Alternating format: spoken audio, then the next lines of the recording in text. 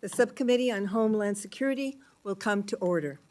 Today's hearing on the Department of Homeland Security budget request for fiscal year 2023 will be conducted by a hybrid hearing, so we need to address a few housekeeping matters. For any members joining virtually, speaking into the microphone will activate your camera and display your image on the main screen. Once you start speaking, there will be a slight delay before your image appears on the main screen. Do not stop your remarks if you do not see the screen switch immediately.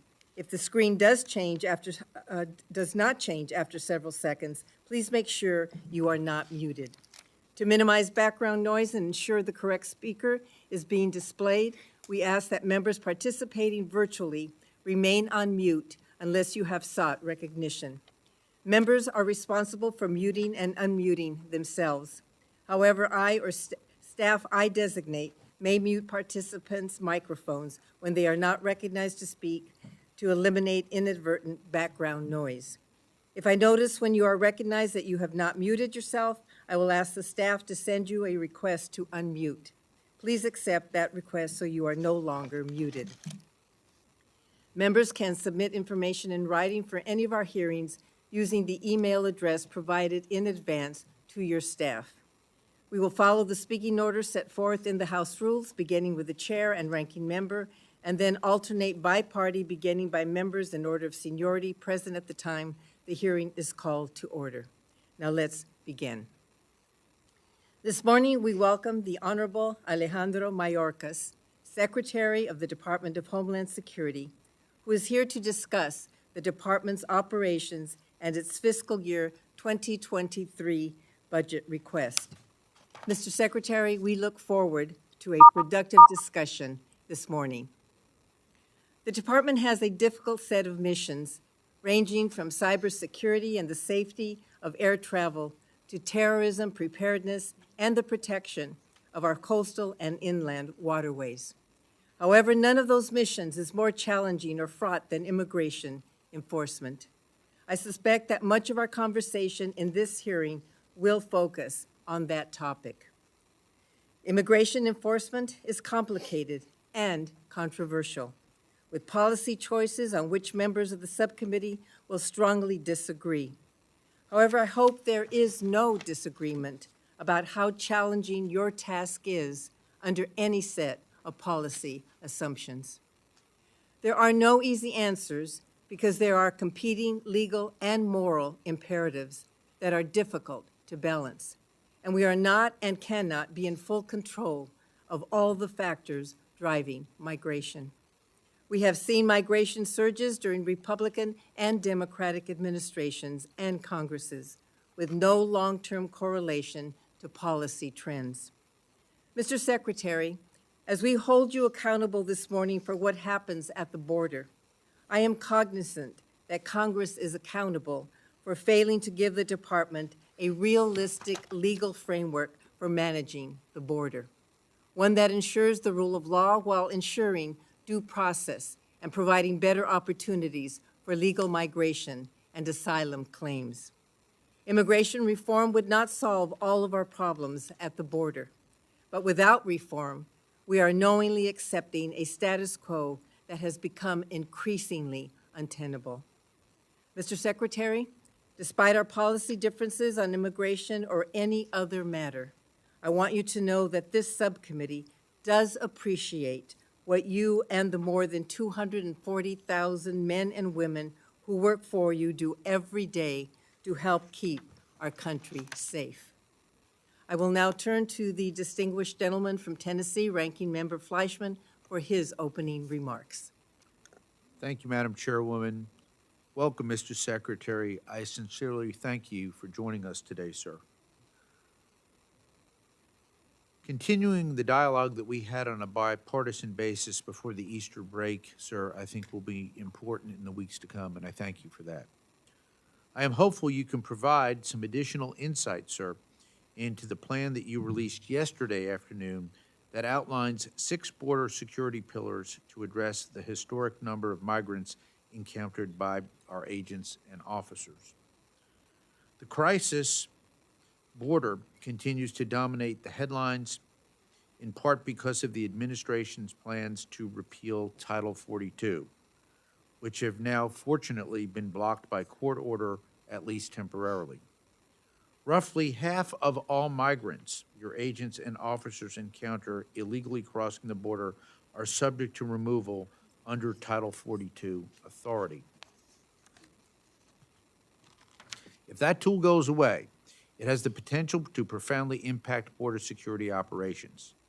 Current DHS projections range from 6,000 encounters a month to upwards of 18,000 encounters. Even at the low end, it would mean a new record number of migrants crossing the border. Border patrol stations and immigration infrastructure were designed for single adult men, meaning additional overflow space will be required, and even then will likely be stretched beyond capacity.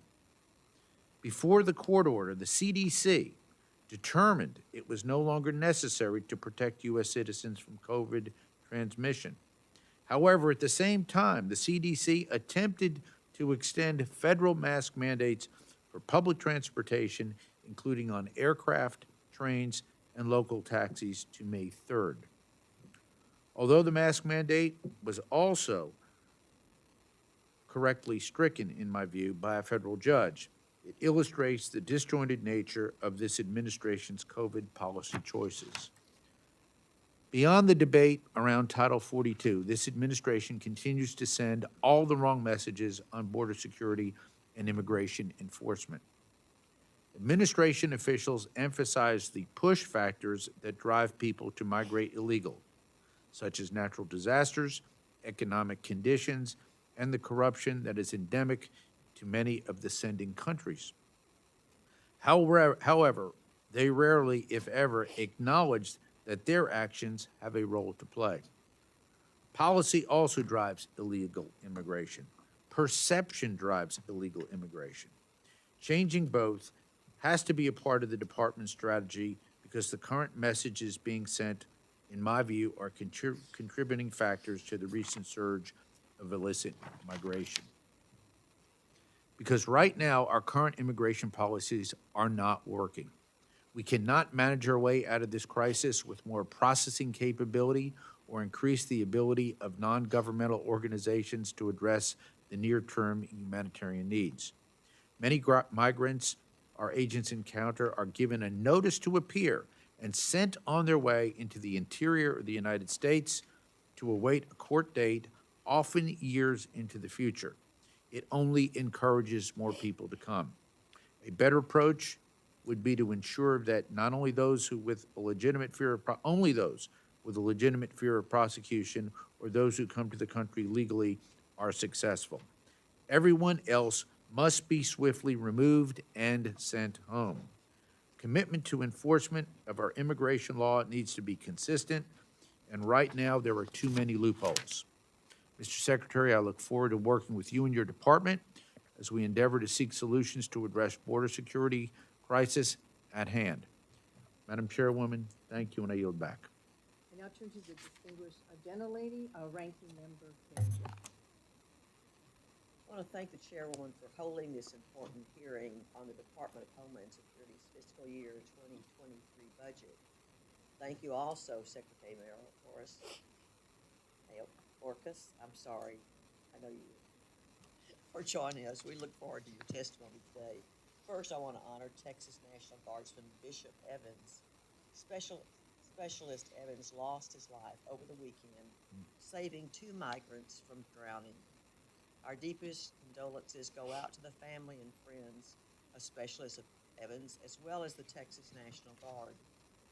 Illegal crossings like one Specialist Evans encountered have skyrocketed under his administration. A record number of migrants attempted to cross the border illegally last year, and we're on track for another record-breaking year. On average, our Border Patrol agents encounter 7,000 individuals every day. This is straining the capabilities of our processing and detention facilities. Our agents and officers on the ground do not have the resources to handle numbers this high. The situation will only get worse if the administration is successful in lifting the Title 42 Public Health Authority that has been successfully used to deny entry to illegal migrants during the pandemic. Current projections from the department suggest that without Title 42 authority, the number of migrant encounters could more than double. Tens of thousands of migrants are waiting to cross the border if this authority is lifted.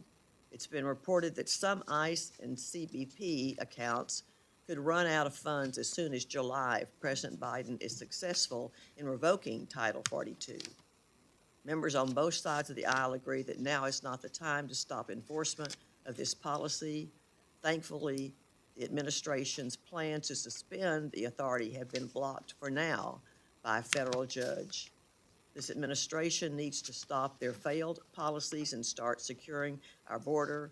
The current policies have allowed cartels and human traffickers to take advantage of gaps in the wall, drug trafficking to surge with fentanyl seizures increasing 134%, the number of deportations to fall by 68%, hundreds of thousands of migrants to be released into the United States. We need common sense solutions that deter illegal immigration, not policies that encourage more of it. Our message must be consistent and clear. The border's not open, and if you try to cross illegally, you will quickly be sent home. I urge the administration to return to the rule of law and get serious about addressing the crisis at the border. Mr. Secretary, I want to extend my sincere appreciation to the men and women of the Department of Homeland Security who dedicate their lives to protect the great nation. And thank you, Madam Chair. I yield back. Mr. Secretary, we will submit the full text of your official statement for the hearing record. Please begin your oral summary, which I would ask you keep to 5 minutes. Thank you very much. Chairwoman Roybal-Allard, Ranking Member Fleischman, and distinguished members of the subcommittee, thank you for the opportunity to join you and testify before you this morning. Every day, the 250,000 extraordinary personnel of the Department of Homeland Security interact with the public on a daily basis more than any other federal agency. While created to respond to a singular threat in the aftermath of 9/11, our department has remained agile, adapting to new challenges as they arise, as responsibilities grow, and as our role increases in scale and scope. The fiscal year 2023 budget is a $97.3 billion investment in our capacity to meet the shifting threat landscape. The resources will give us the tools to protect our communities from terrorism, enhance border security, invest in a safe, orderly, and humane immigration system, counter cyber attacks, safeguard our transportation networks, strengthen disaster preparedness and resilience, and much more. On terrorism and targeted violence, the threat has evolved over the last 2 decades, and we meet this challenge by equipping every level of government, the private sector, and local communities with the tools and resources they need to stay safe. In 2021, for the first time, we designated domestic violent extremism a national priority area in our Fema grant programs, enhanced training opportunities for law enforcement, and increased our intelligence and information sharing efforts. We are asking for additional funds to expand these operations. In the wake of incidents like the hostage crisis in Colleyville, Texas, we have increased our request for the vital nonprofit security grant program to $360 million to protect houses of worship and other nonprofits from terrorism and targeted violence. Under this administration, our department has been executing a comprehensive strategy to secure our borders and rebuild our immigration system. With the Title 42 public health order set to be lifted, we expect migration levels to increase as smugglers seek to take advantage of and profit from vulnerable migrants. We will continue to enforce our immigration laws. After Title 42 is lifted, non-citizens will be processed pursuant to Title 8, which provides that individuals who cross the border without legal authorization are processed for removal and, if unable to establish a legal basis to remain in the United States, promptly removed from the country. We started our planning last September, and we are leading the execution of a whole-of-government strategy which stands on 6 pillars to prepare for and manage the rise in non-citizen encounters. 1, surge resources, including personnel, transportation, medical support, and facilities. 2, increase efficiency without compromising the integrity of our screening processes to reduce strain on the border. 3, administer consequences for unlawful entry, including expedited removal and criminal prosecution. 4, bolster the capacity of NGOs and coordinate with state, local, and community partners. 5, target and disrupt transnational criminal organizations and human smugglers. 6, deter irregular migration south of our border in partnership with other federal agencies and nations. We inherited a broken and dismantled system that is already under strain. It is not built to manage the current levels and types of migratory flows. Only Congress can fix this. Yet, we have effectively managed an unprecedented number of non-citizens seeking to enter the United States and interdicted more drugs and disrupted more smuggling operations than ever before. A significant increase in migrant encounters will strain our system even further, and we will address this challenge successfully. But it will take time, and we need the partnership of Congress, state and local officials, NGOs, and communities to do so. To build on our ongoing work in this budget, we have requested funding to hire 300 new Border Patrol agents, the first increase since 2011, ensure the safe and humane treatment of migrants, and operationalize a new rule on asylum processing. We are requesting additional funds to counter human and drug smuggling operations, combat the heinous crime of child exploitation and human trafficking, and stop goods produced by forced labor from entering our markets. Finally, our mission set includes a series of other essential priorities. DHS, through the Cybersecurity and Infrastructure Security Agency, protects our critical infrastructure from malicious cyber activity, a threat heightened due to Russia's unprovoked and brutal invasion of Ukraine. Our budget will expand our cybersecurity services, bolster our ability to respond to cyber intrusions, and grow our cyber operational planning activities. DHS, through the Transportation Security Administration, protects the traveling public. Our budget invests in paying TSA's dedicated personnel commensurate with their federal colleagues and ensuring they receive employment protections. DHS, through Fema and other agencies, continues to answer the risks posed by climate change and natural disasters, growing in ferocity and frequency. Our budget invests in adaptation, resilience, improved response and recovery, and more. We cannot do this alone.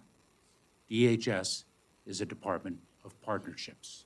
I look forward to working with this committee to carry out our wide-ranging mission on behalf of the American people. Thank you. Mr. Secretary, I have been very concerned by calls for continuing the use of Title 42 expulsion authority at the border, and I was alarmed by the recent court order that at least temporarily would prohibit the planned end of Title 42 next month. Even though this authority is legally premised on the mitigation of public health risks, there can be no denying that it has also helped CBP manage the border by reducing the number of people that require processing. But that is not a legally sufficient reason to continue it, and it would fly in the face of the legal due process rights of migrants. My question is, do you believe it is time for the use of Title 42 authority to end at the border? And can you discuss how DHS is estimating the impact of ending Title 42 on the flow of migrants, including the assumptions behind the estimates we have heard of up to 18,000 individuals per day? Madam Chairwoman, as you have correctly identified, Title 42 is a public health authority that rests in the exclusive jurisdiction of the Centers for Disease Control and Prevention, an agency within the Department of Health and Human Services. It is based on their expert assessment of the public health needs of the American public, and they decide whether the Title 42 authority remains necessary, remains a public health imperative based on the public health data that they obtain and their expert decision based on it. Our responsibility in the Department of Homeland Security is to implement the Title 42 authority of the CDC at our border and to implement it effectively and judiciously according to the law. We are mindful that there can be an increase in migratory flows encountered at our southern border should Title 42 come to an end, as the CDC has determined it needs to do by May 23rd. Our responsibility, therefore, is to prepare and plan for that eventuality. And we have been mindful of the fact that the Title 42 authority would not be in place forever, and therefore we began our extensive planning and preparation since September of last year, and we have been doing so. And I outlined the 6 pillars of our plan that really have guided our day-to-day preparation since the fall of last year. And we are preparing for different scenarios. It is very difficult to predict the level of migration that we will encounter once Title 42 comes to an end, and we are planning and preparing for different scenarios as a result. That is what we do. We plan, we prepare, and we execute in the service of our mission. Now the estimates of 18,000 individuals, are those estimates based on a country-by-country projection? And what do the estimates mean in the short term as you consider the department's funding and resource needs? Madam Chairwoman, we haven't estimated the level of increase that we might experience, but what we have done is develop different scenarios and plan to each and every one of those scenarios. It is very important, I think, that everyone understands that an increase in migratory flows is not something unique to the United States. This is something that countries throughout the region, throughout the Western Hemisphere, and as we have seen so powerfully and regrettably throughout the world. We have seen more than 5 million Ukrainians flee their country that has been so brutally attacked by Russia. We have Colombia in the southern part of our hemisphere experiencing more than 1.8 million Venezuelans within its borders. I recently traveled to Costa Rica, to Panama, and heard from other countries with respect to the similar challenges that they are facing. These challenges are brought about and made more acute by the COVID-19 pandemic, but some of the causes of irregular migration have only been heightened in years of distress preceding this administration. Economic downturn, an increase in violence, the significant impacts of climate change. These are the forces that drive people to leave their homes that they have established and in which they have grown up for years. And do you think that the extra $1.4 billion that Congress already provided for this fiscal year will be enough? Madam Chairwoman, we appreciate the $1.4 billion that were provided to the Department of Homeland Security to address this situation. We have, of course, submitted to Congress a spending plan for that amount of money. We have an obligation to the American public to manage our funding in a fiscally responsible way, and that is indeed what we are doing. We are planning to reprogram funds as is necessary, and of course, we will be open and forthcoming with Congress with respect to those plans. We are also preparing, should reprogramming not be sufficient, to request a supplemental. We have not reached that point. We are going to try to avoid that to the best of our abilities, and we will be in constant communication with this committee, and we appreciate this committee's support. Mr. Fleischman. Thank you, Madam Chairwoman. Thank you again, Mr. Secretary. Mr. Secretary, the Biden administration, through the Centers for Disease Control, attempted to end the Title 42 Public Health Authority effective May the 23rd. However, a temporary restraining order now prevents the administration from doing so. DHS's internal estimates provide several scenarios for the number of border crossers that may cross if we lift Title 42. Projections were as high as 18,000 encounters a day. My first question, sir, would DHS have been prepared if not for the court order, sir?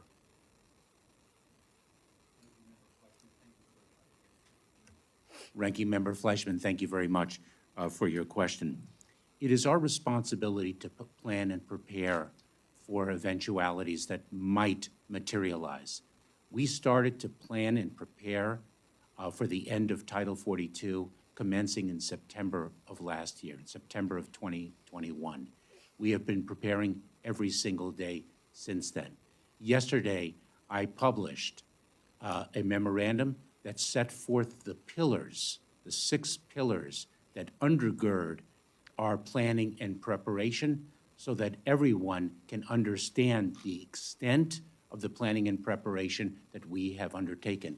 As I articulated in response to the chairwoman's question, it is our responsibility to plan and prepare and to execute upon those plans to address the challenges that are before us, and they are varied, and as varied as our mission is expansive. Thank you, sir. Mr. Secretary, even if we don't lift Title 42, we are going to see this year record number of migrant encounters at the border. Do you believe, sir, that we need to implement additional consequences for illicit border crossers? Ranking Member Fleischman, what we fundamentally need is legislation to fix what everyone agrees is a broken immigration system. That is the one thing in the immigration sphere as to which there is unanimity. The 6 pillars of our plans that I outlined in a memorandum yesterday are 6 pillars that we are executing upon whether or not Title 42 comes to an end. And one of those pillars is indeed the consequences for entering our country in between a port of entry without having a legal basis to remain in this country. Individuals who make a claim for relief under our laws, whose claims do not succeed in immigration court proceedings, are removed from this country, and we are employing our authorities to effect those removals as swiftly as possible. Thank you, sir. You've already alluded to this in your testimony, but yesterday DHS released a plan for Southwest border security and preparedness, which outlines your plan to surge resources and address the anticipated increase in border crossings when and if Title 42 is lifted. The first pillar of the plan is to surge resources to the Southwest border, including support and medical personnel. Presumably, these additional personnel come from other components throughout DHS. My question, sir, what is the impact to those agencies who rely on these individuals as they are deployed to help alleviate the preventable border surge? Congressman, not all of those resources come from other parts of the department, and I want to identify one very important example that illustrates my point. I've been to the border approximately 8 times, and in my last visit, I heard loudly and clearly the concerns of our heroic, incredibly dedicated Border Patrol agents about their need for additional support so that they can get out into the field and interdict individuals seeking to evade law enforcement and cross our border illegally. And in the service of that need, we have hired contract personnel, case processing personnel, so that they can do the processing of individuals who have sought to enter our border illegally, to process them into our system and allow those Border Patrol agents out into the field. We have contracted for 300 case processors, and we have the capacity to plus up that force. That does not come from within the department. We are using our contracting authorities very effectively and efficiently to achieve that mission. Mr. Secretary, thank you. Madam Chair, I'll yield back and wait for round two. Thank you. Mr. Cuellar. Thank you, Madam Chair. Mr. Secretary, thank you for being here. I think the job of this subcommittee is to provide you the resources and hopefully some guidance to do your job, because you're right, migration has been happening all over the world for war, economic droughts, name it, for many, many years. So it's not a matter of how do we control the border, but how do we manage the border. Your plan that you laid out, actually, I think it can work. 3 of them are to deal with the border. How do you move people out of the border in a more humane, efficient way? But I'm interested in the 3 other ones that address the issues of expedited removal and removals and what we do with those other countries. Instead of playing defense on the 1-yard line, what are we doing to work with the other countries? First thing is, and I'm going to ask very specific questions, the Laredo sector and the Rio Grande sector are operating at 40%. That means that 60% of the men and women are in the processing centers, and 40% actually doing Homeland Security. It's like having a school and only 40% of the teachers are in the classroom and the other ones are doing something else. The border processing coordinators is something that we started many years ago, and we still haven't ramped up. I know I heard you say 300, but we should have done that a long time ago to put those folks in the processing centers and our men and women outside. I hope you all can move on that quicker, because I think it will be key to get the other 60% of the Border Patrol folks out in the field to do Homeland. Number 2, the asylum officers, this is why I see this, and I've brought this so many times. If somebody is coming from a country, from another part of the world, doesn't have to be only the Central American countries, they pass through country A. Country A can give them asylum. They can ask for asylum. They don't ask that. Then they pass through country B. They could do the same thing, ask for asylum, but they don't ask for them. But they want to come to the United States, but they probably pass 2, 3, 4 countries where they could have asked for asylum. Do your asylum officers take that in consideration, where their fear could have been taken care of in country A, B, C, or D, depending where they're coming from? And I know the immigration judges are not under your department, it's a different department, but is that something that they take in consideration? Because I think a lot of these issues can be addressed very quickly, because if the question is, how do you take care how do you address the credible fear? I think that credible fear could have been taken care of. And the reason I say that is I've been with Border Patrol.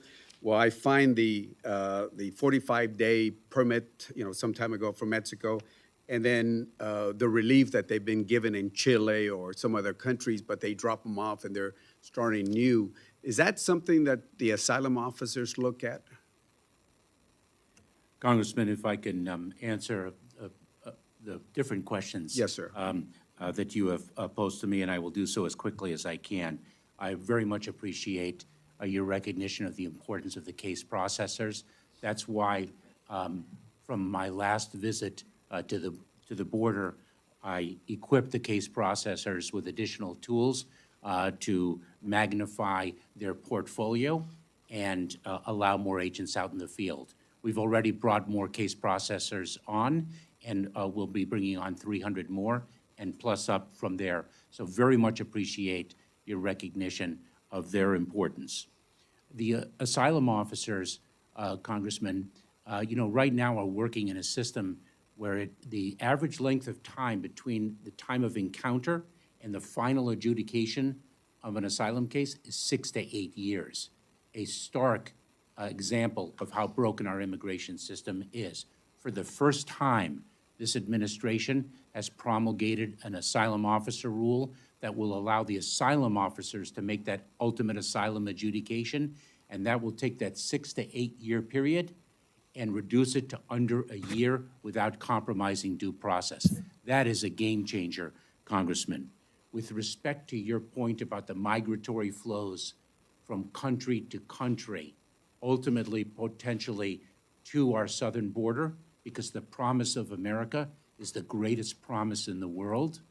That is precisely why I was in Panama last week to speak with my counterparts and the foreign secretaries, along with Secretary Blinken, with the foreign secretaries, the security secretaries of countries throughout the region to speak about their border management, the humanitarian relief that they could provide, the responsibilities they have to provide that relief according to their laws, and to repatriate individuals who do not qualify for relief under their laws. This is a regional, hemispheric challenge, and it needs to be met with a regional, hemispheric response. And we continue to work with countries in the region, last week in Panama, in June at the Summit of the Americas, and every day in between. Thank you.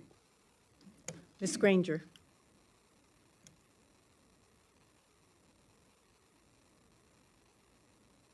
Thank you.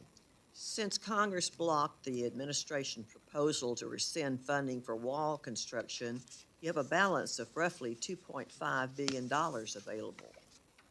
I understand that some of that funding will be used to fix problems created from the decision to cancel the wall contracts midstream, such as closing gaps and building gates. The remaining funds must be spent on wall construction. So please tell us exactly how you plan to spend the funds. If you can't provide an answer now, when will you be able to share this information? Congresswoman, thank you very much for your question. Indeed, we are closing gaps and completing gates. I approved, I believe, approximately 68 projects in furtherance of that effort, and we are well aware of our responsibility to spend the funds that have been appropriated to the wall, and we are undertaking an analysis of how most effectively to do so while honoring the President's commitment. We are dedicated to spending those funds in a way that enhances safety and security, and we will provide you with a plan that gives you more details in that regard. But we're very well aware of our obligations, and we will execute on those obligations in adherence to your authority. Thank you.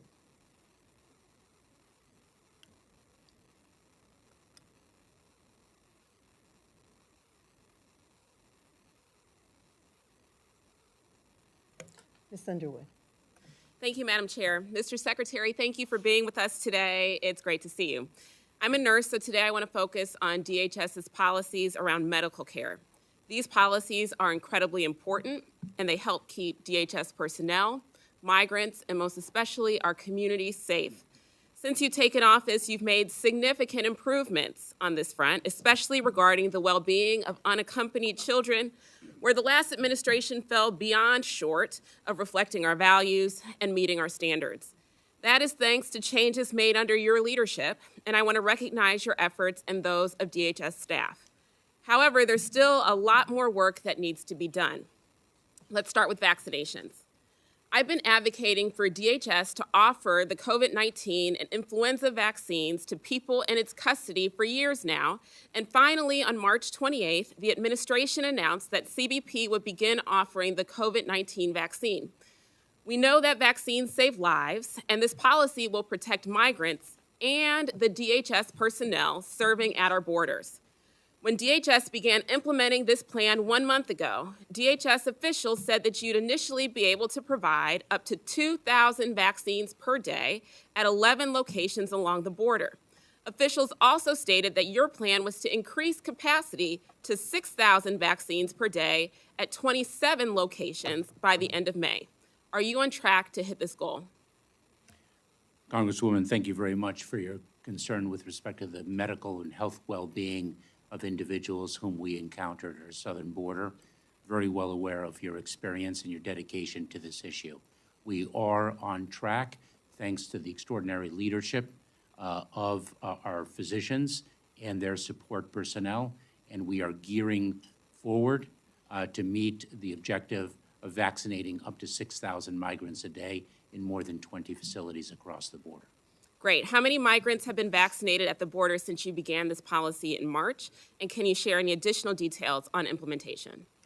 Congresswoman, I would have to and will provide you with that data subsequent to this hearing. I don't have that detail with me this morning. Okay, thank you. Like I mentioned, Chairwoman DeLauro and I have called on CBP to offer flu vaccines to people in its custody since 2019.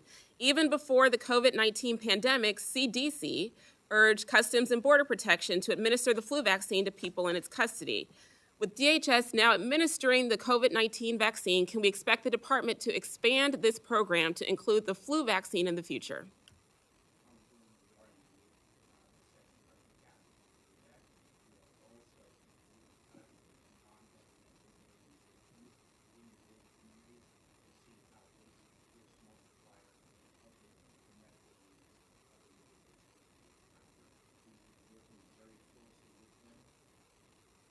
Forgive me, in an architecture that we established to, for example, test, isolate, and quarantine non-citizens whom we've encountered. So we've been working very closely with non-governmental organizations to advance the public health needs of the population. Okay, well, I'm very supportive of all efforts to expand vaccination, and I look forward to your continued partnership on that. Now I'd like to discuss the Chief Medical Office reorganization, which has been one of my and Chairwoman Roybal-Allard's top priorities over the past year. I'm so proud that the fiscal year 22 omnibus included our provision allowing for the establishment of a new executive management office led by the CMO to better lead and coordinate the department's medical and public health priorities and operations. The current structure, where the CMO reports to the Countering Weapons of Mass Destruction Office instead of directly to you, sir, has led to disjointed and isolated medical efforts in the department. I know it's early, but can you share with the committee any plans and timelines you have for developing this new office? Congresswoman, thanks to you and thanks to the chairwoman for supporting this effort. It is reflective of our desire to bring greater integration to the entire department, and in this mission set, it is so imperative. It is thanks to our chief medical officer, other physicians, other personnel, that we've been actually able to provide medical care and the needs of our workforce and the public whom we serve effectively despite a suboptimal organization. We are developing detailed plans. We look forward to working with you in this committee on the execution of those plans, and we're doing so as rapidly as possible. This is a really terrific opportunity for us, and we're grateful that you've created it. Thank you. I yield back. Mr. Palazzo. Thank you, Madam Chair and Ranking Member, for holding this hearing. Secretary Mayorkas, thank you for taking the time to speak to us today. As you may know, my district lines the Mississippi Gulf Coast and has 2 ports of entry where CBP agents are stationed. We have 2 U.S. Coast Guard small boat stations, and we got what I believe to be 2 of the greatest shipbuilders in America right in my backyard. One building the National Security Cutter and the other building the first polar security cutter in over 50 years. And so I would like to extend an open invitation for you to visit the Mississippi Gulf Coast at any time. I'd like to be a part of your trip. The last time you testified before this subcommittee, I had just returned from a trip to the southwest border with several members of the Border Security Caucus. I'm appalled by the fact that it has been a year since you sat before us last, and the only change regarding the situation at the southwest border is that the situation has got much worse. This administration's lax policies and opening the borders not just to allow immigration to occur, it has opened the floodgates for nefarious activity and burdened the DS agencies that have the responsibility to respond. This just isn't affecting the border, but it's also affecting local and state law enforcement all across America, not just border states. The CBP agents I spoke with while visiting the border begged us to fight for the continuation of Title 42 because their facilities and their staffing levels cannot handle the massive influx that would occur if they were reversed. How can this administration literally file lawsuits to keep CDC COVID-19 protocols inflicted on American people in planes and public transportation, but alternatively want to drop the COVID-19 protocol for non-citizens immigrants under Title 42 at the border? Congressman, thank you, first of all, for your kind invitation to visit your jurisdiction, and I will accept that invitation and look forward to joining you there. And I I cannot overstate the importance of the national security cutters and our appreciation for this committee's support for the polar security cutter, which is of such vital importance, especially as our Arctic strategy becomes more important with other nations' aggressions in that area. Congressman, as I said at the very outset, Title 42 is an authority that the Centers for Disease Control and Prevention exercises. It is their authority exclusively and not ours. Our job is to implement plans according to whether or not that authority continues to be exercised in their decision-making. Let me be clear that we are mandating vaccines for individuals whom we encounter at the southern border. We are building our vaccination capacity, and those individuals who are not vaccinated are subject to detention if they are not already subject to detention for independent law enforcement means. Individuals who cross our border are placed in immigration enforcement proceedings. They make claims for relief under our law. If they do so and those claims succeed, then they have established a legal basis to remain. If those claims do not succeed, then they are expeditiously removed from our country. The well-resourced cartels, gang members, human traffickers, and drug smugglers will exploit this crisis to further endanger American citizens.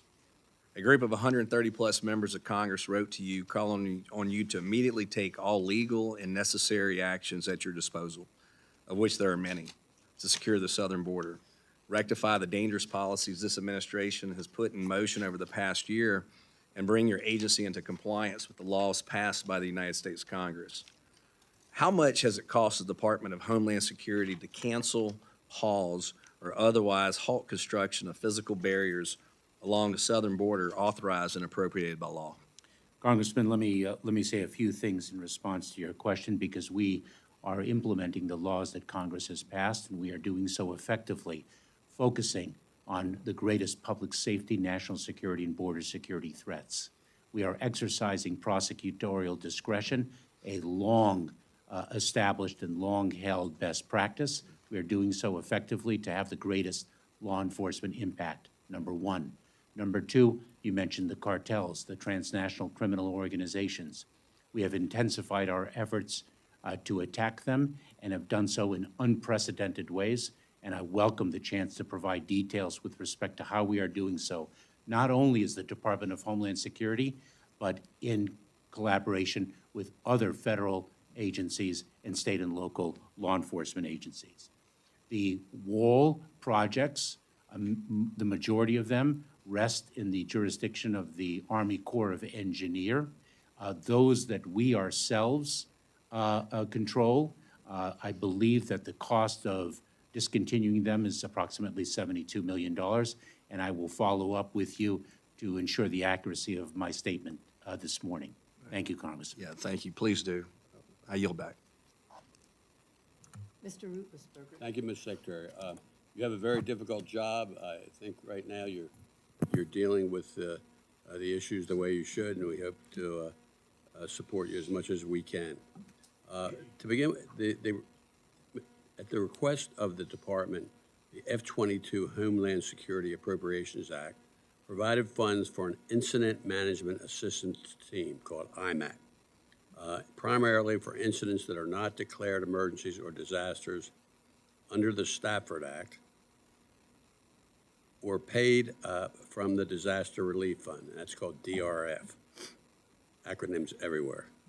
I represent a coastal district which is prone to flooding. More than not, these events are not classified as major disaster declarations. However, it certainly doesn't feel that way to my constituents who live there. And as such, I'm a big supporter of the IMAT model and would like to raise the program's profile in the committee. Now, one, can you explain what IMAT is and what they do and the status of the new team? Congressman, we are so appreciative of your support of IMAT. IMAT brings different planning, preparation, and execution capabilities to bear in response to an incident. It's all about preparation, planning, response, and resilience. And the IMAT structure provides an integrated approach to that mission set. And indeed, it is an authority that we have exercised in the context of natural disasters under the Stafford Act, but we are indeed expanding it further thanks to your championing that program. I should also expand further because the IMAT structure is the optimal way to address challenges, whether they be Stafford Act, outside the Stafford Act, natural disasters, or challenges of a different nature. And that is why we are actually in the midst of developing the IMAT capability throughout the department to address whatever challenges we might face. Of course, FEMA is most experienced in that, as is the United States Coast Guard.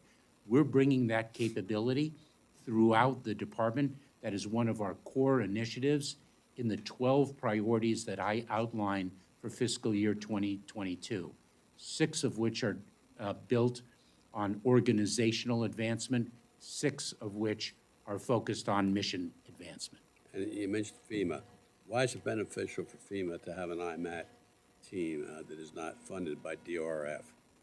Because, Congressman, FEMA addresses so many different types of challenges. Some, of course, fall within the Stafford Act declaration construct, and some that don't. And to your point that you made at the very outset, to your constituents, the Stafford Act isn't necessarily the line they draw when they are confronting a challenge that jeopardizes their well-being. And therefore, that is not the best line to differentiate when the IMAT capability is brought to bear to address a challenge. Can this team be used for disasters and emergencies declared under the Stafford Act if needed?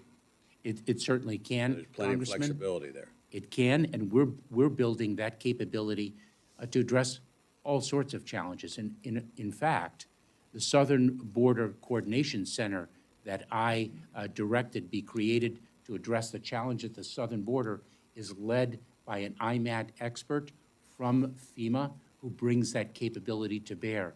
We are bringing all of our capabilities across the department to address that challenge and to address others. Thank you, and I yield back. Ms. Henson? Thank you, Madam Chair, and thank you, Ranking Member Fleischman. Thank you, Secretary, for coming before us today to answer our questions. And I know the timing of this hearing is incredibly important given the chaos that's happening at our southern border right now. We know those numbers from March were well over 200,000 encounters with illegal immigrants, a 500% increase over 2020, incredibly alarming to me. In our communities, I just did a town hall last week, heard from our local law enforcement. They see the federal government as failing at its mission at the southern border, and they are having to deploy resources locally to counter for that. It's frustrating to me that I feel like here we are again after a year. We were giving these warnings a year ago about the situations, not only at our border communities, for our law enforcement officers, not only down in Texas, but in places like Iowa, who continue to raise the alarm that this crisis has worsened. And so I think this is a direct result, the compounding that we're seeing at our southern border of this problem of this administration's policies. I think it's ludicrous that you're saying comprehensive and deliberate strategy since January of 2021, and yet here we are with a worsening and compounding crisis at our southern border. So I had a chance to visit the southern border last April. I had a chance to connect with Customs and Border Patrol agents in the Del Rio sector. We know Title 42 has been a very useful tool for Border Patrol to help process people at our southern border. I heard that directly from agents. They were asking for this to be permanent.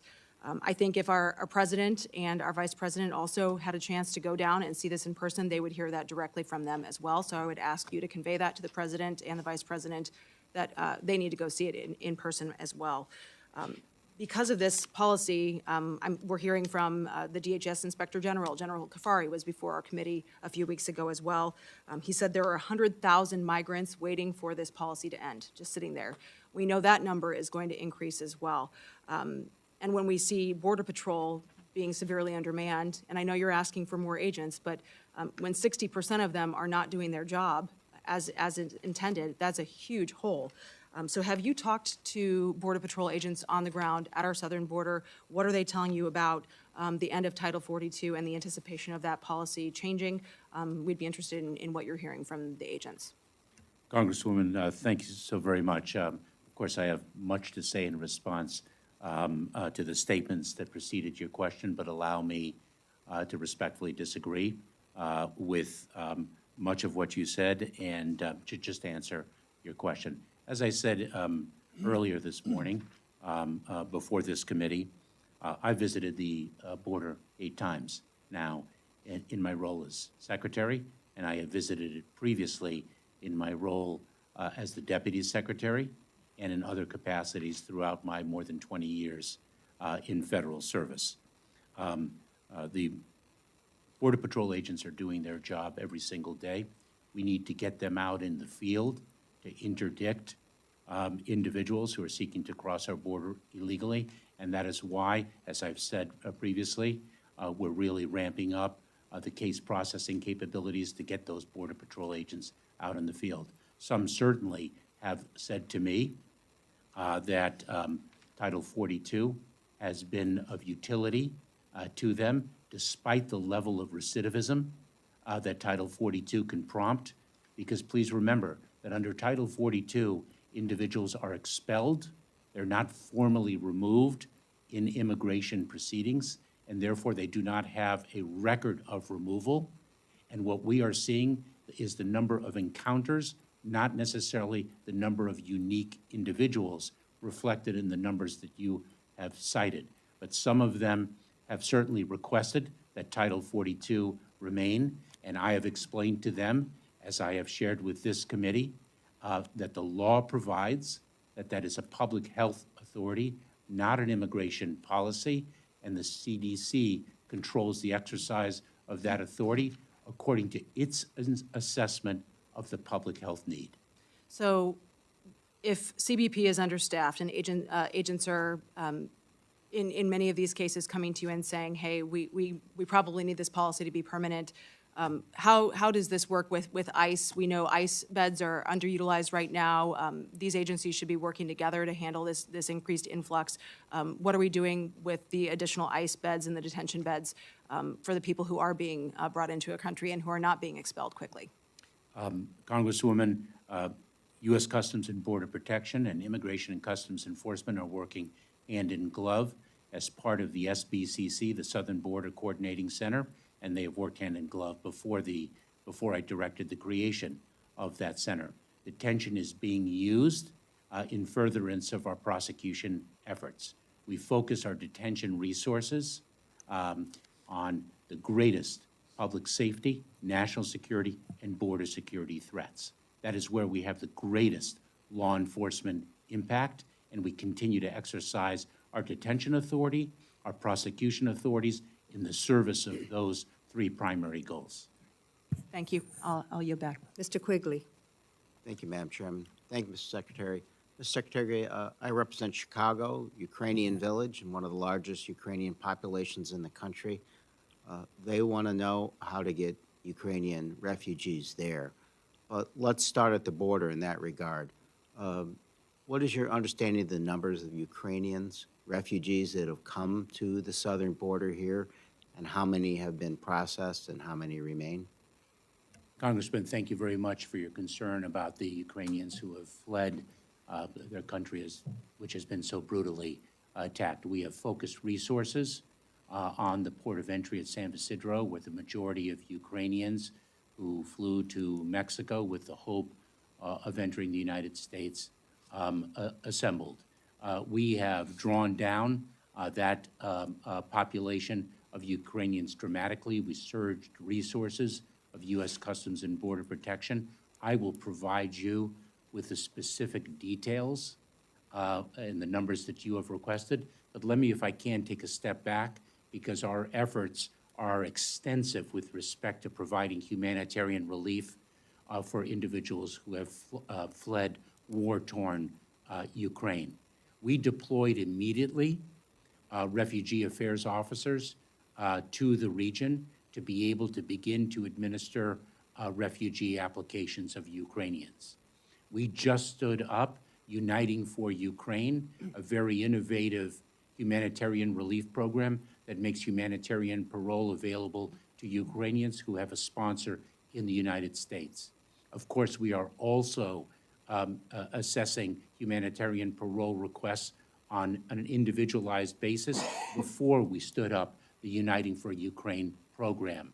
The Department of State recently issued guidance with respect to the issuance of visas for Ukrainians who want to come to the United States temporarily, understanding that their hope is to be able to return to their country and enjoy the sovereignty that is part of our international norms and our international architecture. And I so very much appreciate your concern for the people of Ukraine. No, and I appreciate your mentioning all those coming from war-torn countries. It's my hope indeed that the millions who have left Ukraine shines a light on the problem worldwide, and obviously we should care just as much about those leaving Afghanistan, Africa, Yemen, and so forth, and we appreciate your efforts there. Again, we're curious, the number of Ukrainians who've come through the southern border, how many are still waiting? And there was concern among my constituents that that Unite for Ukraine would say, we're going to do this, but at some point we're going to stop allowing this through the southern border. Could you explain what that situation is and how we're alerting people about that possibility? Thank you very much, Congressman. I should say that in addition to the efforts that I articulated in response to your first question, we of course also granted temporary protected status for those Ukrainian nationals who are already resident in the United States because it is not safe, of course, to return to their country at this time.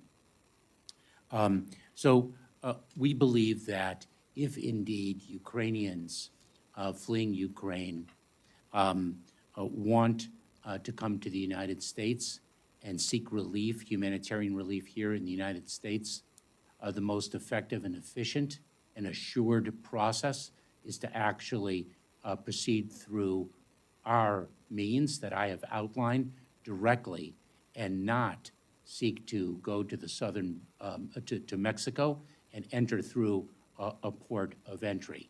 That is not the way to do it. And but you, excuse me, you can appreciate the fact that they're in the middle of a war and they're making decisions in a hurry. yes, So how are we messaging through Ukraine and places like Warsaw and other countries that they would leave from to understand what the other options are? And we are messaging that not only to the Ukrainian diaspora already present in the United States, but we are messaging that through our public communications in the region, through our international partners, through our consular officers. We are indeed getting that word out. And the word about how to use Unite for Ukraine. Correct. How to use Uniting for Ukraine, how to apply for a visa, what is the availability and means of accessing our refugee program, all of the different humanitarian channels that we've made available. Thank you. Mr. Rutherford. Thank you, Madam Chair and Ranking Member, and thank you, Mr. Secretary, for being here this morning. I want to follow up on the Ukraine refugee issue. We have a large influx that have come across the southern border in my district now. And I was really glad to hear, I think it was last Monday, when the Uniting for Ukraine was laid out, because we had heard the commitment to bring 100,000, but there hadn't been any rulemaking for that, I suppose. But so my question is, in light of the fact that we still have Afghans 6 months who are trying to come through the same process, how long do we expect the Ukrainians to have to wait to be able to properly come through to America as well? Do we have an idea on how long that's going to take? Congressman, thanks so much for this important question. We are focused on meeting the urgency of the moment. And we did exactly that through Operation Allies Welcome, when we were able to build a parole program where the parole determinations, according to law, were made on an individualized case-by-case basis, but we were paroled more than 73,000 Afghan nationals within a matter of weeks. We intend to and are designing our program and actually underway in its implementation to meet the urgency of the moment with respect to the needs of Ukrainians who fled their war-torn country. And so we are prioritizing that. I cannot overstate the challenge, because please remember that the agency that is on point for that, U.S. Citizenship and Immigration Services within the Department of Homeland Security, has not had adequate funding for more than 7 years. It was entirely dismantled, and we're in the process of rebuilding it.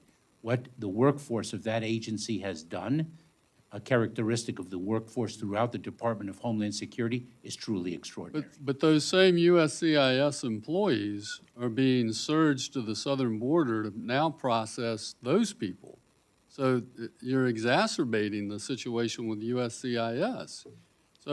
So my question, two questions on Ukraine still. Those that are under the parole situation in Uniting for Ukraine, what benefits are those individuals in my district? What other than being able to work through a work authorization, are they going to receive other benefits? Can you tell me that? Congressman, let me, if I can, just address very briefly the statement that you made after my first response. We're not only dealing with a broken immigration system, we're dealing with a broken immigration system that was dismantled in its entirety in the prior administration, and so we're rebuilding it. With respect to the Ukrainians, those individuals who are granted parole are able to apply for work authorization and able to work lawfully in the United States. They gain lawful presence. They are not entitled to all of the benefits, of course, that American citizens are entitled. And I can outline— Not all, but are there, can you give me a list of those benefits that they do have a right to so that we can be sure that, I've got a lot of Ukrainians in my district, and I want to make sure that we're doing all we can for them. And Congressman, I so very much appreciate that, and I will provide you with that list subsequent to this. And I should say that we're working very closely with the private sector to partner The NGOs. in providing, yes, NGOs, and not only that, the business community, to match individuals with jobs for which they qualify, to address any housing needs that they might have. We've exercised these capabilities very ably through Operation Allies Welcome and what we did for the Afghan nationals and continue to do. And so we draw lessons from that capability and apply it to other urgencies. And I'd be pleased to walk through that with you. Thank you. Madam Chair, I see my time has expired. I yield back. Mr. Aguilar. Thank you, Madam Chair. Thank you, Mr. Secretary, for being here. Mr. Secretary, I wanted to return briefly to the discussion of ending Title 42. Like my colleagues, I believe that we need to manage our southern border in an orderly fashion. However, we must ensure that we treat migrants at our borders with compassion, dignity, and respect, regardless of the country that they are traveling from. Yesterday, the department released their plan for the Southwest Border Security and Preparedness, which demonstrates ways to process migrants safely and quickly. The plan details how DHS is coordinating with NGOs and local stakeholders. So my question is, can you provide some additional clarity and detail about the engagement that DHS is making with NGOs and stakeholders on our southern border? What types of engagements have been made at the border, as well as in communities where migrants might be placed, with case management and ATD alternatives to detention services? Congressman, thanks so very much. So I think one of the most powerful examples of how we've worked with the NGO community across the southern border is in the dispensation of medical care to migrants in need. we built an entire architecture through the capabilities of our chief medical officer and his team to have NGOs, non-governmental organizations, nonprofit organizations build the capacity to test, isolate, and quarantine migrants, and also to be able to reimburse them for their expenses through our Fema programs that are pass-throughs through the state when the states were cooperative with us. That's a shining example of how we leveraged civil society, non-governmental society, to assist in addressing the needs of individuals. We are taking that example and applying it in other respects as well. Other types of medical care, social service needs, uniting with family members here during the pendency of immigration enforcement proceedings. We're working with the NGOs across the border, and we're also very focused on communicating more robustly with state and local communities and seeing how we can support them and how we can better coordinate with them across the enterprise. Thank you. Yeah, the plan that you release also talks about a successful pilot program on en route processing. As the name alludes to, this program allows CBP to process individuals in transit to NGO shelters or to the border. Can you elaborate on this program and the efficiencies that it'll bring to processing migrants? What type of metrics you look at and utilize to determine whether this is successful and how we scale this up, and the guardrails that are in place to make sure that individuals can still make a case for credible fear during the en route processing as well? Congressman, this is a one element of an overarching effort to bring greater efficiency to the processing of individuals whom we encounter at the border. I spoke in my plan, and it's in greater detail, of course, how we're digitizing A-files to bring greater efficiency. En route processing is a very practical solution to a compelling need to decompress Border Patrol stations.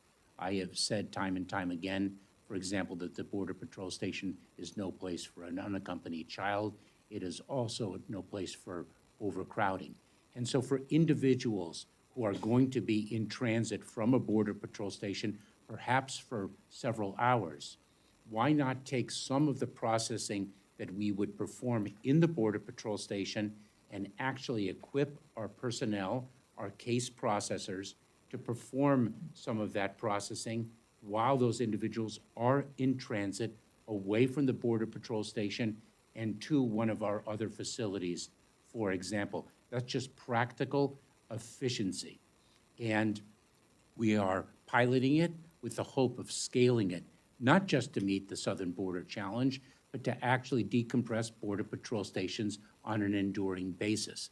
That's the type of efficiency that we are creating as we meet the challenge at our southern border. What are the metrics that you're looking at? How will you define success and scale this pilot up?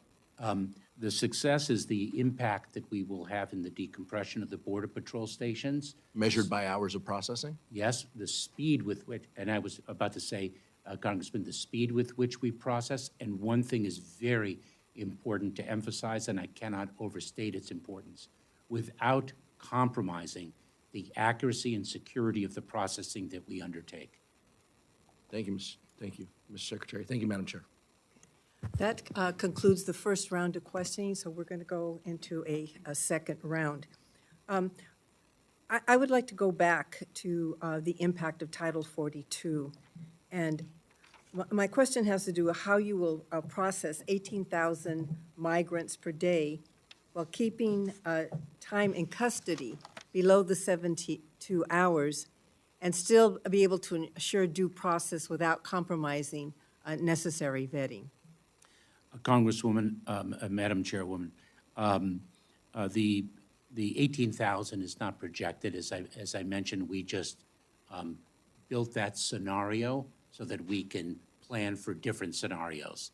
We scale it at different levels and plan accordingly to be able to ensure that our preparations, our extensive preparations, are comprehensive.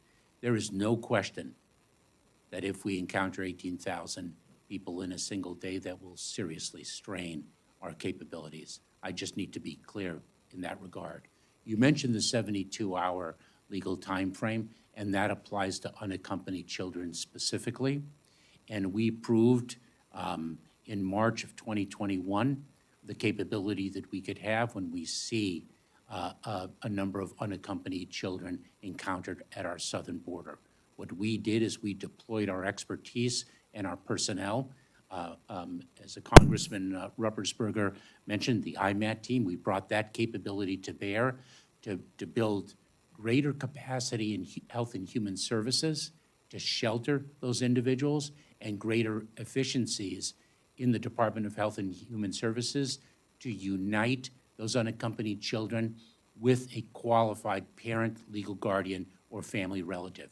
From those lessons that we developed in March of 2021 and in the ensuing weeks, the capability that we brought to bear to the Department of Health and Human Services, we apply those in our operational planning now, and we'll implement them accordingly.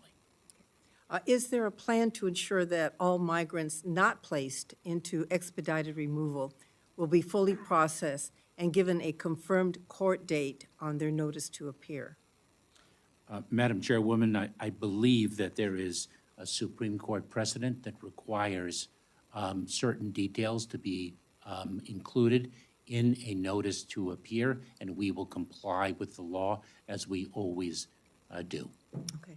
And will migrants who are released be enrolled in alternatives to detention, and will they be provided with case management services? Madam Chairwoman, if I can just take a step back and emphasize one point, that individuals who are encountered at the southern border are placed in immigration enforcement proceedings. Those who pose a public safety threat, a national security threat, a threat to border security, are placed in detention.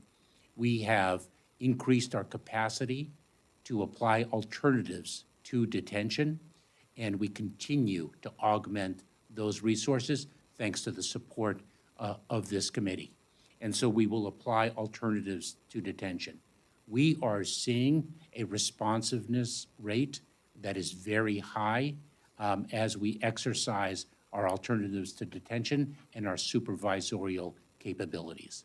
We are doing everything that we can to ensure that individuals check in with ICE, that appear for their proceedings, and if individuals abscond, then we will deploy our enforcement resources to address that absconsion and that failure to comply with legal requirements. My next question has to do with the fact that over the last month and up until last week, CBP implemented the humanitarian parole process for Ukrainians, which we recently, our colleagues just was talking about. And you worked extensively, as was said, with the NGOs to process up to 1,000 Ukrainians per day at the San Isidro port of entry. Last week, the administration announced a new process for Ukrainians to apply for humanitarian parole prior to seeking admission to the United States, as was previously mentioned. It seems to me that the large number of Ukrainians processed through San Isidro seems to demonstrate that there is a much larger capacity for processing APOEs than many have assumed in the past. Do you agree that we should be processing more migrants, especially asylum seekers, through the land ports of entry? And if so, what are the department's plans for doing that? Madam Chairwoman, the question goes to one of the elements of the six-pillar plan that I reflected in the memorandum issued yesterday. One of the elements of efficiency that we outline in one of those six pillars is in fact enhancing and increasing port of entry capacity to process individuals encountered at the border, trying to drive individuals to a safer, more orderly means of applying for asylum as our laws recognize. We used a virtual platform that we created to address an emergent situation created by the past administration, and that was the Camp Matamoros, which had individuals living in squalid conditions and suffering untold horrors, criminal horrors. We developed a platform where they could register, they could be interviewed by international organizations and assisted by non-governmental organizations in Mexico. And once they passed that screening, could actually be transported safely at a designated time at our port of entry for orderly processing. We are taking that virtual platform, CBP1 is how we have termed it, and seeing how we can expand it to address the challenge at the southern border and maximize the efficiency of processing at the ports of entry. Mr. Fleischman. Thank you, Madam Chairwoman. Thank you again, Mr. Secretary. Mr. Secretary, border patrol stations were designed for the short-term detention of single adult males, not for the family units and unaccompanied children crossing the border. Those stations are strained to the point where we have to shuttle migrants to other parts of the border just to keep up with processing. Every Border Patrol agent stuck processing migrants, providing security in a soft-sided facility, or attending to the basic humanitarian needs of those detained is not out in the field performing the law enforcement role they are paid and trained for. There are impacts to our ability to interdict drugs and criminal organization as a result. Your plan released late yesterday speaks to the backfilling with civilian personnel, but that drains resources from other components or requires a lengthy hiring process. Mr. Secretary, what is your long-term plan to get more agents in the field? Thank you. Congressman, thank you so much. As I outlined, the hiring of personnel, contract personnel, does not drain other resources, other personnel resources in the Department of Homeland Security. And our fiscal year 2023 budget is a powerful example of how we are seeking additional resources from Congress to establish a more enduring solution than mere reliance on contract personnel. We have requested 300 more funding for 300 more Border Patrol agents, and we have requested funding for full-time case processing personnel. And we look forward to and hope for this committee's support of our fiscal year 2023 budget request in that regard and in all regards. Mr. Secretary, the administration tried to roll back the Migrant Protection Program, which requires migrants to wait in Mexico for their court hearing, but was required by court order to reinstate the program. The Migrant Protection Program was used extensively by the last administration, but on average, only a handful of migrants are enrolled each day currently in any given Border Patrol sector. Why is the administration enrolling such a small number of migrants in this program, sir? Congressman, I'm familiar with the migrant protection protocols, that the common language used to describe that is the Remain in Mexico program. Correct. And I think it's very important to understand that our implementation of that program requires a bilateral relationship. We need the collaboration of Mexico in the administration of that program. I have articulated quite clearly and quite strongly our disagreement with that program. I think what resulted from the prior administration's execution of that program underscores the reasons why I so significantly and ardently oppose it. We received, for example, a report of more than 1,500 incidents of murder, rape, torture, and other crimes committed against individuals who were subject to the Remain in Mexico program. So we're working with Mexico to administer that program in good faith, as we are required to do under the court's order, and to do so in a way that reflects and adheres to our values as a nation. I think I'm going close on my time, so Madam Chair, I think I'll yield back. Thank you. Mr. Cuellar. Thank you, Madam Chair. Secretary, I think there's three stakeholders that we need to listen to, besides Congress, about the border issues. As you know, the immigration activists, number one. Number two, our men and women at the border. And number three, our border communities. I appreciate when you visited us down there in the border in McAllen, and you heard from mayors, county judges, county commissioners from Del Rio all the way down to Brownsville, covering Tony Gonzalez, myself, Philemon Vela, and Vicente Gonzalez district. And if you recall, my border folks, public officials were quite animated. I think now they're probably a little bit more animated because of what's happening on the border. And you recall, everything I say is pretty much, I repeat what they told you. And same from our men and women down there.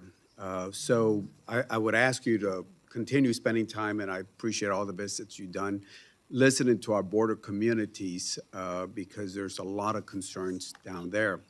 Now, let me ask you a couple questions on, and I've looked at your plan, and again, I think this plan can work if it's implemented right. By that I mean is you keep mentioning the broken system, I guess the Trump administration did, but it was not any legislative changes. It was whatever the administration did. You can fix whatever they did, I assume, number one. But if I take you back to the Secretary Jay Johnson and Obama, they were able to treat the migrants with respect and dignity, but at the same time, when the law said you got to send them back, they sent them back. In fact, I worked with Secretary Johnson on showing images of people being returned to Honduras and the First Lady being there and taking them in. Now it's like we're afraid to show images of people going back. Y'all deport hundreds and hundreds and hundreds of thousands of people, but all we see is images of people coming into the United States and no images of people going back when the law has to be enforced. And on top of that, there are over 1 million final deportation orders that have still not been executed, plus the 1.6 million people are still waiting on immigration. The reason I say that is, or you're looking at your plan, if you look at the expedited removal, if you use Title 42, it will take from 1 to 2 hours. If you use Title 8, it will take from 24 to 48 hours. What is your vision of, quote, expedited removal when Title 42 does go away? Congressman, you'll recall, of course, that I served as a deputy secretary. Correct. When Jay Johnson served as a secretary, and prior to that, I was the director of U.S. Citizenship and Immigration Services, and we have worked together for many years. And I appreciate your prior law enforcement service as well as your service now. Let me say one thing, because I certainly want to make sure that if you have a misimpression with respect to the publication of removals and our communication plan around those removals, that I put that misimpression to rest, because we are indeed communicating robustly throughout the region, in the countries of origin, with respect to the removals that we have effected and the consequence regime that we have imposed upon individuals who have crossed into our country, who've been encountered at the border, who have no legal claim for relief here in the United States. So we are very robustly communicating those removals and those consequences. Expedited removal is something that we are focused upon very intensely, as I lay out in the plan. And in fact, I raised in Panama, where I was last week, with other countries, our need to accelerate the receipt of travel documents and the other mechanics that allow us to remove individuals as quickly as possible. And we are receiving increasing cooperation from a number of countries in the region. The benefit of expedited removal is actually captured in its term, the speed with which we can return individuals who have no basis here in the United States. And so we are drawing increased efficiencies as the plan demonstrates, and we are also working with our partners so that they can assist us in that regard. I got about 4 seconds before my time. So I gave you the the time for Title 42 and time for Title 8. How much time would a expedited removal, and I'll close with that? I think actually the processing of a Title 42 matter takes more time than the processing of another encounter. I will get you that detail. I don't want to misspeak, and I'll need to confirm. Thank you, sir. Mr. Palazzo.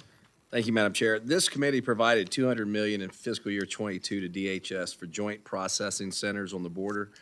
These are supposed to be one-stop centers for processing illegal immigrants, and in my view, the faster we can do this, the better, because it looks like we're going to have yet another year where our taxpayers are going to foot the bill for billions of dollars for temporary facilities instead of having an actual solution.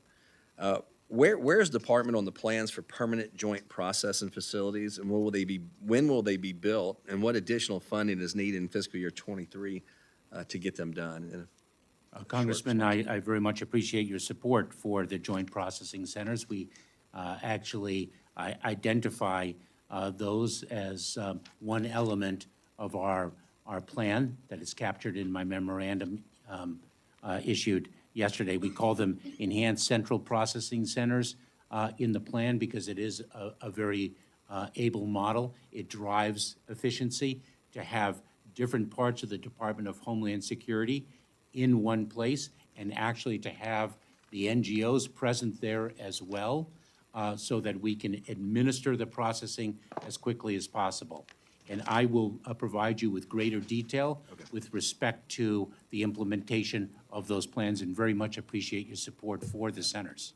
Well, my support is tepid, but it's because out of a necessary requirement to handle the great influx of illegals, which I wish we wouldn't have to have this permanent procedure, but it seems like we definitely need it now. And that, Congressman, if I may, because the migration challenge, as I said at the outset, is a regional phenomenon. Mm-hmm. That is exactly why we are engaged so robustly with our partners to the south to address the migratory flows that run throughout the Western Hemisphere and throughout the world. This is a very different situation than 10 years ago. We have more displaced individuals around the world than ever before. The extraordinarily powerful images, the desperation in Ukraine is, I think, the most poignant and heartbreaking example of that. Yes, sir, and I agree, and I wish we had more than 5 minutes to discuss this, because I think you have a lot to add to the conversation as well as members of this committee. When we combined Homeland Security, there's 22 different departments, so I'm going to switch over to FEMA. Real quick, National Flood Insurance Program, Risk Rating 2.0. FEMA is moving forward with implementing Risk Rating 2.0 for existing policyholders despite serious transparency concerns that I and others have raised surrounding the new premium rate system and its methodology. I've reached out to FEMA multiple times seeking clarity for this new rating system, but our concerns have gone unanswered. Any failure to consider mitigation efforts in setting rates is especially concerning due to the estimates that thousands of Mississippi families will face NFIP rate increases for years to come, potentially making the cost of flood insurance unaffordable for some policyholders. Mississippi families and families all across the nation, to be accurate, and should not be left holding the bill for FEMA's inability to be transparent about the significant changes it's implementing. There have been several letters sent to you and FEMA regarding concerns from members with districts across the United States. The transparency in premium increases to policyholders has been lacking. Was there ever any conversation within your agency to delay the implementation of Risk Rating 2.0? Congressman, I'm very disheartened to hear your concerns continue with respect to the transparency with which we are exercising the implementation of Risk Rating 2.0. The goal of that program is actually to increase access to flood insurance and to recalibrate the premiums with that goal in mind. One of the top priorities that I've set out for this department is to increase openness and transparency, and I'm going to engage with you personally with FEMA to make sure that your constituents have the information they need. Yeah, our number one goal is to make sure flood insurance remains affordable and available, and this is going to hurt low to moderate income communities more than it will the wealthy. And I do have some bills, and I don't know if you've had a chance to review them, HR 5793 and HR 5802. If I will get you those numbers, and it's bipartisan effort, not just to reform NFIP, but also to, get a short-term delay so these rates do not go into effect. And if the chairwoman would allow me, I just have one quick question, and I'll end this. We don't have to go to round three. Thank you, Madam Chair.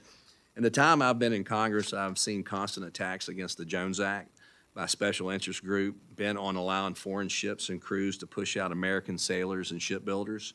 Last year, President Joe Biden signed a Made in America executive order strengthening federal Buy American requirements. The order explicitly emphasized the importance of Jones Act shipping, which stands as a rare presidential endorsement for the U.S. maritime sector within days of the start of the new administration. My question, simple, do you support the Jones Act, and are you committed to rigorous enforcement of the Jones Act?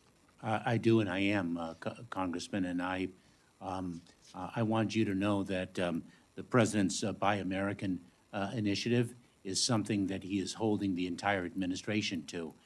We have strict protocols to which we must adhere, and we do so quite proudly with respect to our contracting to make sure that we are indeed buying American. It's something we're very proud to be a part of. I do believe in the Jones Act. I do support it. I know I have a waiver authority, and we exercise that quite prudently in only cases of emergency, as the Colonial Pipeline incident was one. All right. Well, thank you, Mr. Secretary. I yield back. Ms. Underwood. Thank you, Madam Chair. Mr. Secretary, you previously stated that domestic violent extremism is the #1 terrorist threat facing our country.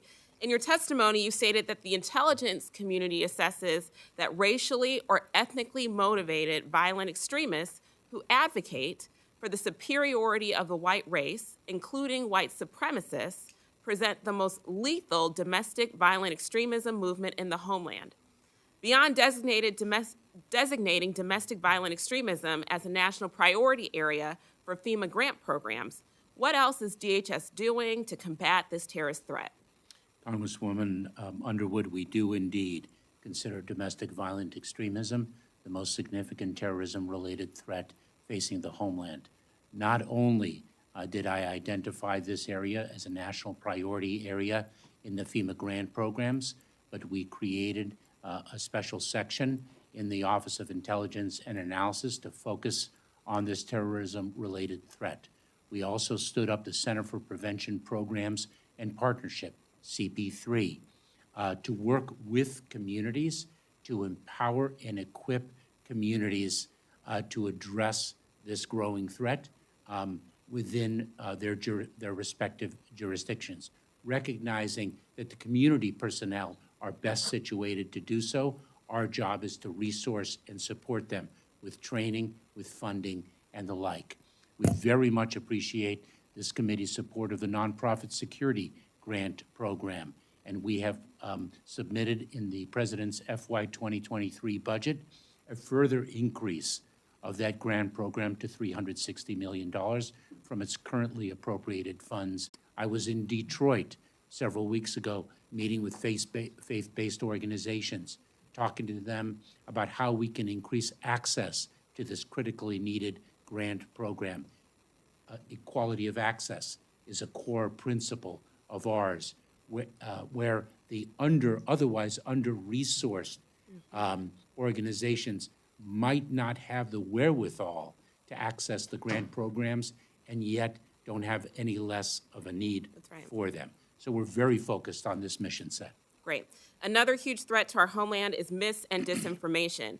You noted that it's a concern of yours at the border, with human smuggling organizations peddling misinformation to exploit vulnerable migrants for profit. One of my main concerns about disinformation is that foreign adversaries attempt to destabilize our elections by targeting people of color with disinformation campaigns. After it became clear that there was foreign meddling in our 2016 election, the Senate Select Committee on Intelligence authored a report on the disinformation tactics used by Russia's Internet Research Agency, the IRA, to interfere in the election. The report found that, quote, no single group of Americans was targeted by the IRA information operatives more than African Americans. A newer trend that we saw in the 2020 election and already in the 2022 midterms is that disinformation is being heavily targeted at Spanish-speaking voters, sparking and fueling conspiracy theories. DHS and its components play a big role in addressing mis- and disinformation in Spanish and other languages. Can you share what steps you've taken and what future plans you have to address Spanish language mis- and disinformation through department-wide approach? Congresswoman, we have a number of different offices engaged in this critical effort. Of course, our Cybersecurity and Infrastructure Security Agency has an entire effort focused on election security as part of its mission set. Our Office of Policy, Office of Planning, Policy and Strategy, also is a leading effort.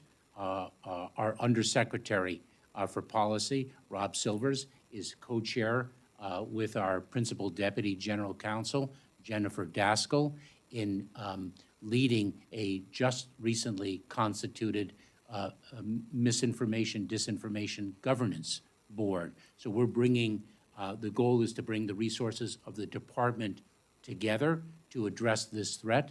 I just read a very interesting study that underscores the importance of the point that you make, the spread of mis- and disinformation in minority communities specifically, and we are focused on that in the context of our CP3 and other efforts, and Sure. I'd be pleased But to share Mr. more. Secretary, what I've heard you describe are internal organizations. What we are looking for is to make sure that there's external communications with the American public, including those for whom Spanish is their predominant language, to make sure that the information that the department has around mis- and disinformation campaigns is reaching those individuals. And Congresswoman, forgive me if I misspoke, but I provided you the details of the internal structures that we are using to communicate externally Okay, with the fantastic. American public. Thank you very much. I yield back. Ms. Henson. Thank you, Madam Chair. And thank you, Mr. Secretary, again. I want to talk now a little bit about taxpayer money because I'm hearing again from Iowans on a regular basis. They're appalled by this mishandling of what's happened at the border and the resources that they send, their hard-earned paychecks. They care about what is happening with those dollars, as do I, and I hope you do too, and we share that. So yesterday afternoon, you published this memo, right, this plan, and I want to point specifically to page 11 and what you write there, which is DHS is currently determining which federal agencies can provide support through an interagency agreement, and this is concerning to me.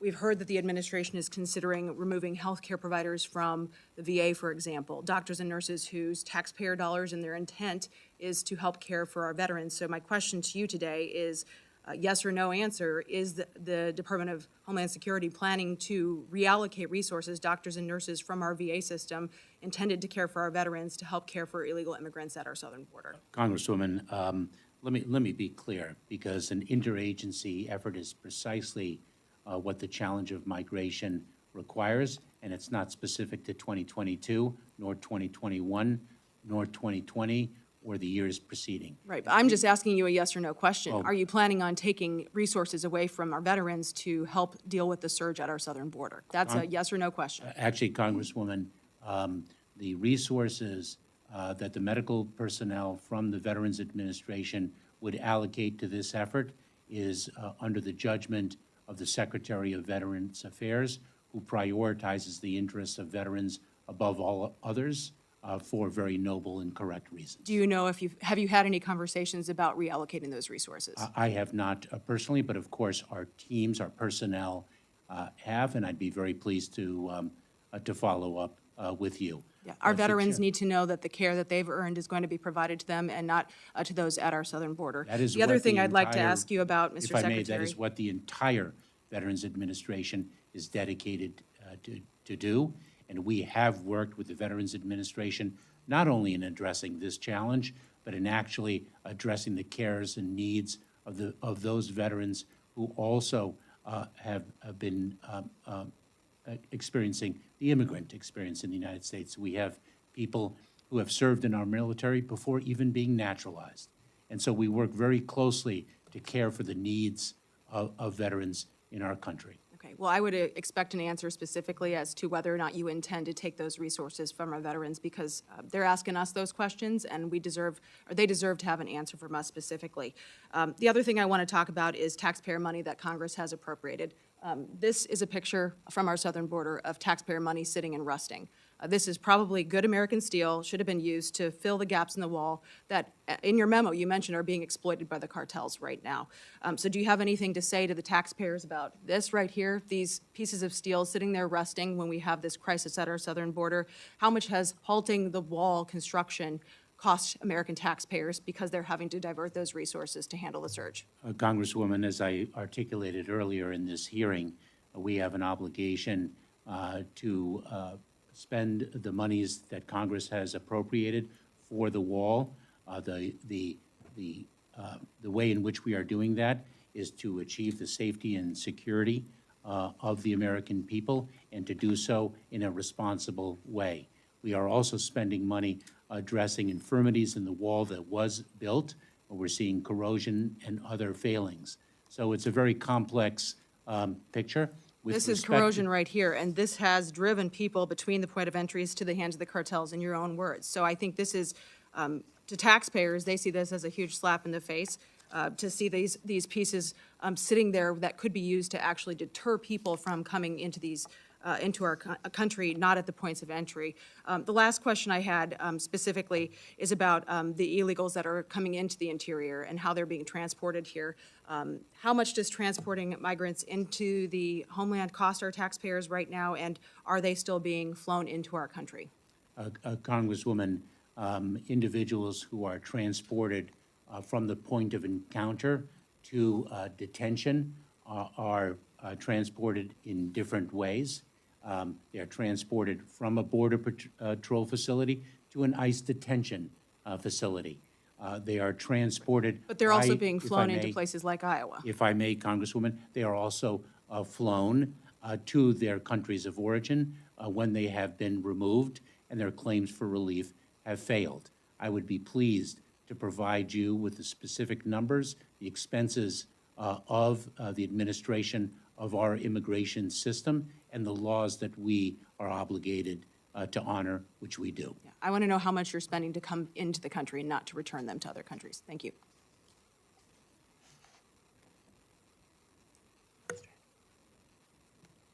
Mr. Aguilar. A lot of places to potentially go, but I feel compelled, Mr. Secretary, to also mention, I've heard some of my colleagues on the other side of the aisle, who I have a lot of respect for. Not everybody who presents themselves at a processing center at the southern border is doing so for nefarious purposes. And it's frustrating to hear time and time again the fact that they want to have conversations about how Ukrainians are treated at the southern border, but using terms like illegals rather than those who are presenting themselves for lawful asylum. It's frustrating. It's frustrating, the dual standards in place. I'd also note, Mr. Secretary, I've been part of a number of trips down to the southern border when the prior structure was being built. Members of our own military showed us how they could penetrate these barriers quickly. We knew that at the time they were constructed, that they could be penetrated. This was done for show. Folks down there know this, that there are many ways to help secure our borders, and a physical structure is one component. But as you and the department have said time and time again, there are other factors that can be more helpful. I wanted to ask you a question. You mentioned in-country processing. One way to address the true issue of surging migration is to talk about root causes and expanding the ways individuals in countries can apply for legal pathways in their home countries so they don't have to make that dangerous journey to the southwest border. In-country processing is not new to DHS. In fact, DHS has been setting up infrastructure for in-country processing that would allow migrants to apply for different immigration pathways legally and fairly. Some might be supported in countries maybe in Eastern Europe by all of our colleagues, but this is done throughout other countries as well. Can you give us an overview of where this is done in country, where in-country processing broadly stands, and what authorities and resources you're going to need from Congress in order to meet those needs? Thank you, Congressman. Let me, if I can, preface my response to your specific question by commenting on the extraordinary benefits of technology and the dedication of technological capabilities at the border, and that is precisely why our fiscal year 2023 budget invests significantly on technological assets. So there are really two parts to your question. One is an enduring solution to the reason why people out of desperation flee the homes that they have built in the countries of their origin in which they have been raised.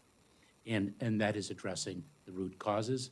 And this president, the Biden-Harris administration, has been very dedicated to addressing those root causes and investing in addressing them and doing so with civil society.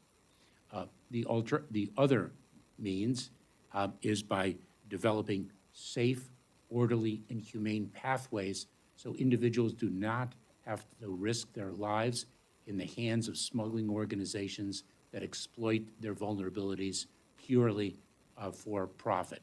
And I think a shining example of one such pathway is the Central American Minors Program, which we are scaling up, where minors would not have to place their well-being or have their parents, their desperate parents, place their well-being in the hands of smugglers, and they can access our system should they qualify for relief here in the States.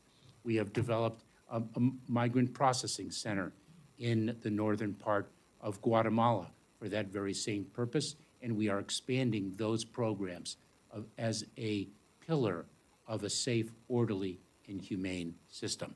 There's one other element, of course, that can provide an enduring solution, which everyone agrees upon and no one has reached, and that is legislation. And there are legislative solutions that the House has sent in a bipartisan way over to the Senate, and I agree with you. Passing legislation is always preferred in order to fix this issue. If I may, Congressman, the President sent proposed legislation on the first day he was in office. If we were to go down to the Northern Guatemala Processing Center, what would that look like? What does staffing, look like at the processing center? So I visited one of the processing centers, Congressman, and at that time, what it was focused upon was actually the reintegration of Guatemalans whom we had removed under our authorities. A proof of a couple very important points. One is that those who do not qualify for relief under our laws will be removed, and we do remove them. And two, to avoid recidivism, we have to work with the countries of origin to make sure that those individuals can achieve stability in their lives so they do not feel compelled out of desperation to try again. It's a very complex challenge, and we have to address the root causes of it ultimately. We have to build lawful, orderly, humane pathways, and then once and for all, we have to fix our immigration system that has been broken for so very many years. Thank you, Mr. Secretary. Yield back, Madam Chair. Mr. Rutherford. Thank you, Madam Chair. Mr. Secretary, in September of last year, under your direction, ICE implemented new enforcement guidelines. And these guidelines focused on the use of prosecutorial discretion. And stated in there was, it is estimated that there are more than 11 million undocumented or otherwise removable non-citizens in the United States. We do not have the resources to apprehend and see the removal of every one of these non-citizens. Therefore, we need to exercise our discretion to determine whom to prioritize for immigration enforcement action. And I can tell you, as a former sheriff myself, I know the limitations that budgets can put on you. But one of the questions that I have and would like an explanation for is, in fiscal year 19, ICE deported 359,000 illegal aliens from the interior of our country. In 2020, 185,000. And that had about 4 years of Trump deportations in there. And then last year with the same resources, they only deported 59,000. What's going on? Congressman, I can answer this question very succinctly, but I want to take a step back, if I may. Sure. Because I served as a federal prosecutor for 12 years. First as an assistant United States attorney for almost 9, and then for the United States attorney in the Central District of California for about 3 years. We had 186 criminal prosecutors when I served as the United States attorney. We could have dedicated 186 of those prosecutors, every single one of them, to narcotics cases. We could have dedicated every single one of them to significant fraud cases. But what we did with the resources we had is we allocated those resources to have the greatest public safety impact in the many different areas for which we were responsible. The concept of prosecutorial discretion, I know you're very familiar with it as a former sheriff, is an underpinning of smart and effective law enforcement. And I do not believe, and many people in law enforcement do not believe, that public safety is a quantitative metric, but rather a qualitative one. And if one takes a look, if I may, if one takes a look at the removals that we have effected, we have removed more serious criminals than the prior administration did. And I have data, and I can provide you with that specific data. Well, Mr. Secretary, what I'd like to know is, what is the resource need to get back to where we're focusing and have the prosecutorial capacity to deport 359,000 who need and should be legally deported? This is all about maximizing the public safety impact of the resources we do have. 46% of ICE removals were for people convicted of felonies or aggravated felonies, compared to 18% during the previous 4 years and 17% the year before that. But Mr. Secretary, if I can push back on that just a little bit, that percentage is of a 4 times the size number. So I think America was much safer when we deported 359,000, whether they were for serious felonies or serious misdemeanors. But 359 compared to 59,000, that's not safer, I don't think. So, I'll leave that there, but I would love to help you out with resources if that's what you need to get back to where we can, see ICE deporting 359,000 people a year who need it. Now, let me move. My time's about out. Last question. So, you've talked a lot today about, the fact that you're focusing on the irregularities of immigration coming from the South, talking to Panama and all of that. You've talked about targeting and disrupting the transnational criminal organizations, utilizing the NGOs more and more, administering consequences for unlawful entry, speeding up the CBP processing efficiency by adding those case processors, and addressing the issue by surging people to the border. And I think the answer to your question was yes on the VA. And so my question is, if this was all done starting in September of 21, according to your written testimony, and we still have these problems today at our southern border, I think if you ask probably 2/3 of the country, they'll tell you the border is not secure. And so my question is, now we're about to lift Title 42, and I don't hear a plan to address that. These things you've already implemented. These things are there now. What is going to change in response to Title 42? Oh, Congressman, we are building further in implementing consistent with the 6 pillars that I identify in the memo that I published to make clear that we do have a plan and we are preparing and have been preparing and we're implementing our plans. We are building further, we are intensifying our efforts, we are increasing our efforts and enhancing them. So we are not done. Okay. Madam Chair, I see my time's up. I yield back. Mr. Secretary, I don't know if there's any other comments that you want to make in terms of clarifying any other statements or concerns that have been raised at this time?